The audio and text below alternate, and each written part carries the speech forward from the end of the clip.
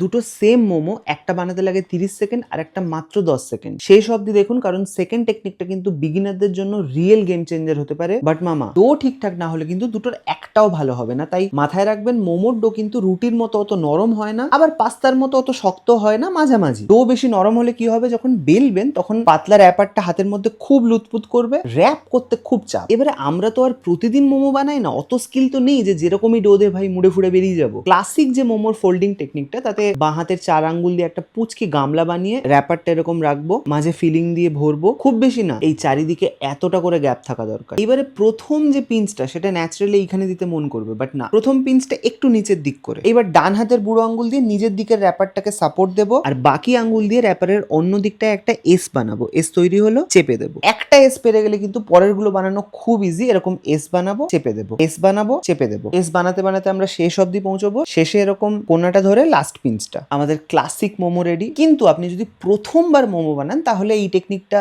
সত্যি একটু time taking এবং কঠিন লাগতেই পারে, মিথ্যে বলে লাভ নেই। তাই এবার দেখুন আমাদের ফেভারিট শর্টকাট, র্যাপারটাকে নিচে পাতিয়ে দিন, ঠিক আগের মতোই ফিলিং দিয়ে মাঝখানটা ভরুন, র্যাপারের মাঝ বরাবর দুদিকটা টেনে চেপে জুড়ে দিন, ইজি। এরপর একদিকটা টেনে এরকম শাড়ির মতো প্লিট করতে থাকুন, একটা প্লিট, দুটো প্লিট, তিনটে প্লিট, বড় হলে 4টে প্লিট হয়ে গেল। আবার আরেক দিক ধরে একই রকম শাড়ির মতো প্লিট করতে থাকুন, একটা প্লিট, দুটো প্লিট, তিনটে প্লিট, ইজি। কিছু বোঝা যাচ্ছে যে শর্টকাটে বানানো বা কাঁচা হাতের খেল? যাবে না, যাওয়ার জায়গাই নেই। If you are already convince যে হ্যাঁ ভাই এবার তো বানাতেই পারি একবার, কমেন্টে মোমো লিখুন and I'll send you a detailed guide on how to make perfect chicken momo with a sexy classic momo chutney. আর কিছু সমস্যা হলে ডিএম তো খোলা থাকলোই। আজ আসি, আবার দেখা হবে।